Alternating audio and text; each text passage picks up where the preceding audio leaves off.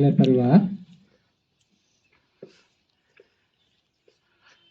जिसमें कि मैं भी इस परिवार का एक पूर्व सदस्य हूं। आप सभी को मेरा नमन। आज हम अपने संविधान की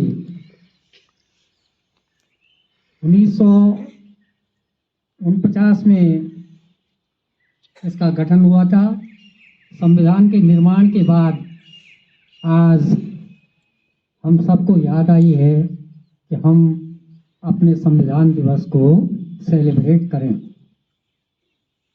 ये संविधान लिखित है और हमारा पारिवारिक संविधान प्रेम से हर समस्याओं का निदान करते हैं।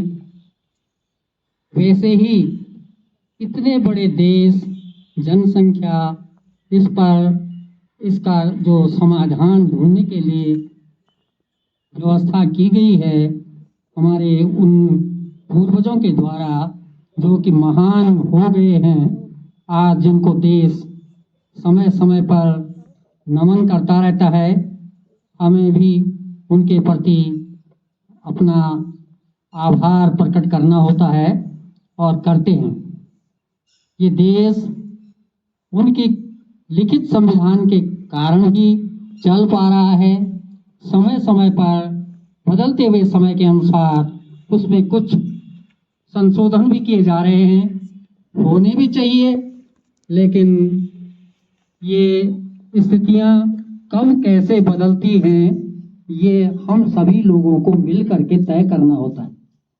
हम सभी लोगों को आज आप एक भारत के उदीयमान नागरिक के रूप में यहाँ पर खड़े हैं। कल भविष्य जो है आपका उज्जवलमय होगा। कौन इसमें से देश का नेता बनता है, कौन इंजीनियर बनते हैं, कौन डॉक्टर बनते हैं, कौन देश के हर कोने कोने में यश कीर्ति को फैलाते हैं, इस सभी पर आप ही जैसे हमारे पूरे हिंदुस्तान में पता नहीं कितने छात्र छात्राएं या नागरिक हैं जो देश का उद्धार करने पे लगे हुए हैं। अपने कृत्यों से जहां देश उन्नति की ओर बढ़े, हमें उन तथ्यों को, उन सहूलियतों को आगे बढ़ाना है। आजकल आर्टिफिशियल इंटेलिजेंस का समय आ गया है, इतना बदल गया है कि हमारे समय में हम लोग जब छोटे थे तो हमारे पास संसाधनों की कमी थी, मिट्टी में लिखते थे। फिर उसके बाद तख्ती का जन्म हुआ, पाटी जिसको बोलते हैं। फिर उसके बाद पेपर आए, भोजपत्र। भोजपत्र के बाद तब आए सामान्य पत्र, और इन पेपरों पर लिखते हुए हम आगे बढ़े और बढ़ते हुए आज जो है नोटबुक, आप लोग देख रहे हैं कि कंप्यूटर का ज़माना आया है।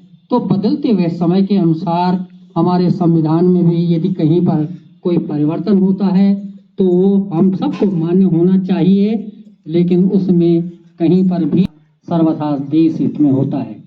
इसके आधार पर हमें इन संविधान, लिखित संविधान के आधार पर ही हमको चलना होता है।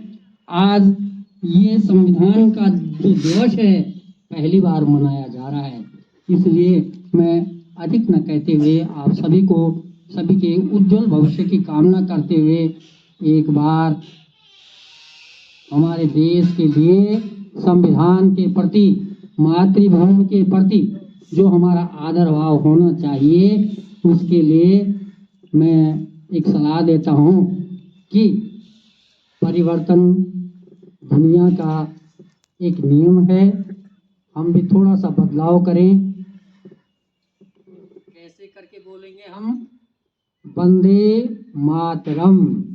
हम वंदे के लिए जिस प्रकार से एक परिपाटी चली आ रही है, हाथ ऊपर खड़ा कर देते हैं, वंदे मातरम, ये चली आई है। हम इसमें ये चाहते हैं, यदि आपको अच्छा लगे तो मैं ये चाहता हूं कि वंदे मातरम।